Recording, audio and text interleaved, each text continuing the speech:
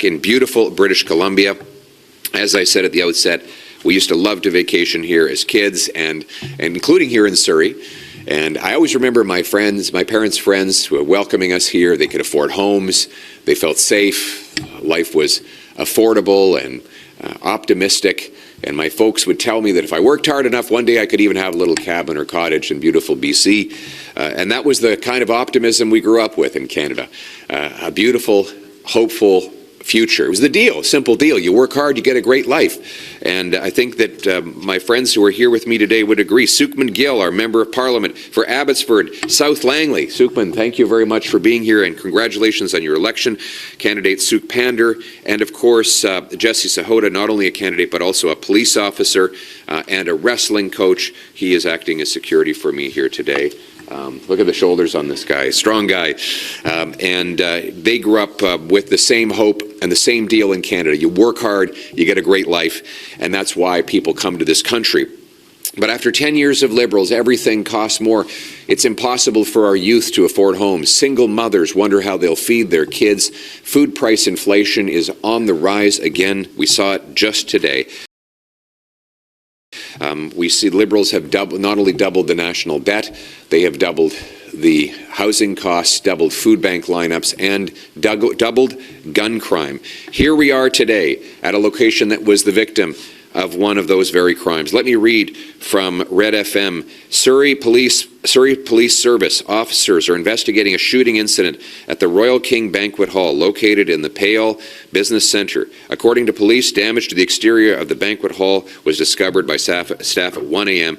on July 21st, 2025, where it was confirmed that the damage was consistent with gunfire. So this is just one of the many examples of the 330% increase in extortion-related crimes since Liberals lowered the penalty for extortion.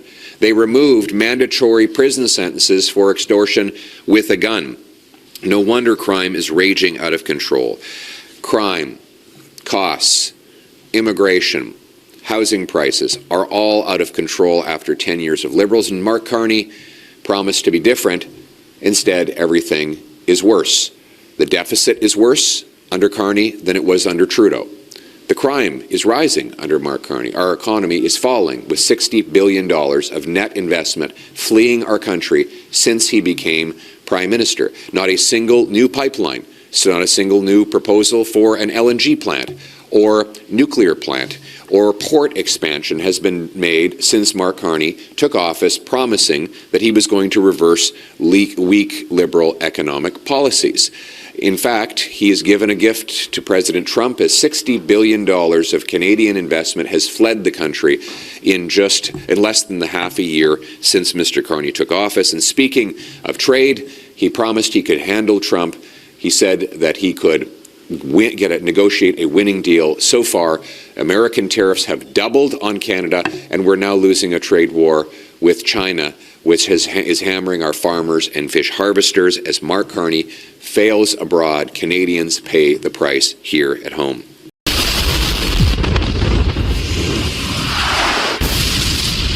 And nowhere is this more true than in the area of crime and chaos. Mark Carney has not only failed to change a single Liberal law he sent his MPs home for the summer with crime up, inflation up, the deficit up, and elbows down, and not a one action taken to reverse the Liberal crime chaos that we came to expect under his predecessor. And he put in charge of crime his two most incompetent ministers. First, he's got Sean Fraser as the Justice Minister. This is the Immigration Minister who caused the immigration crisis, and the Housing Minister who caused the housing crisis. And now because of those failures, he's in charge of law and order. And then he's got a Public Safety Minister who doesn't even know what a gun license is. So how can he fight gun crime? The incompetence that you have to have as a Prime Minister to name such terrible ministers would be laughable if it weren't so terrifying, because the people behind me today are paying the price for this insanity. And that is why Conservatives are setting our priorities for the fall session. We want Stronger take-home pay that buys more affordable goods. Safer communities by locking up criminals. Secure borders with immigration that is under control and drugs and guns kept out of our country. And a self-reliant Canada that produces more of its own goods and reaches overseas markets so that we're no longer so helplessly reliant on one market. That is our priority. Stronger take-home pay, safer streets, secure borders, a self-reliant Canada. And that is what we will be fighting for in the fall session. But it starts with safety. And that's why today I am announcing a Conservative action plan to counter the Liberal extortion crisis. Number one, we're calling on the government to immediately list the Bishnoi gang as a terrorist organization. The Bishnoi gang has been terrorizing communities, shooting up neighborhoods, extorting our people, and taking the money out of our country. There's evidence now that their violence is linked to terror and to political motivations. This is why numerous mayors and premiers, including Mayor Patrick Brown from Brampton, have called for this group to be listed as a terrorist body. Doing so would allow police to arrest anyone who raises money, organizes, plans, does logistics, or recruitment, and put those people in jail, or if they are non-Canadians, kick them out of this country. Next, we are calling for jail and not bail by repealing Liberal Law C-75 and Liberal Law C-5, that we will ensure that offenders who engage in extortion go to jail. They are not automatically released again and again through the revolving door. Finally, we're calling for the adoption of our Deputy Leader Tim Uppal's bill making mandatory prison sentences for extortion. First offense will be minimum 4 years. If it's with a gun, it will be 5 years and up to 7. And it will be an aggravating offense if the extortion involves the use of fire. So this action plan will help us to become more secure. And I would add Michelle Rempel's bill. She's announcing she's bringing in a bill saying that immigration status should not be used by judges to reduce the sentences of convicted criminals. You know, the other day we had a judge who said, well, this individual is a non-Canadian, and if they get a high conviction, they'll be deported from the country. Well, that's what we want.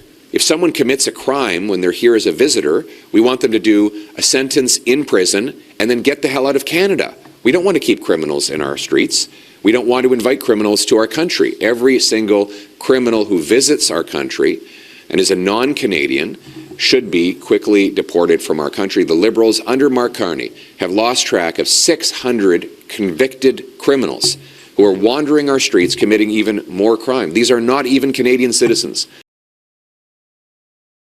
We need to bring back an immigration system that brings in only the right people in the right numbers. People who lawfully enter our country and follow all the rules are welcome to contribute, but only in the numbers we can absorb, and only law-abiding, hardworking people need to be allowed into our country. That is the approach that Conservatives will take. Again, our priorities for the fall session are to bring in stronger take-home pay that buys you more, safer streets with criminals behind bars, secure borders with immigration that is under control and lawful, and fourth and finally, a self-reliant Canada, a Canada where we produce our own goods, we export to markets around the world, no longer dependent on the Americans. By the way, I heard that Mark Carney is celebrating today that he set up yet another bureaucracy.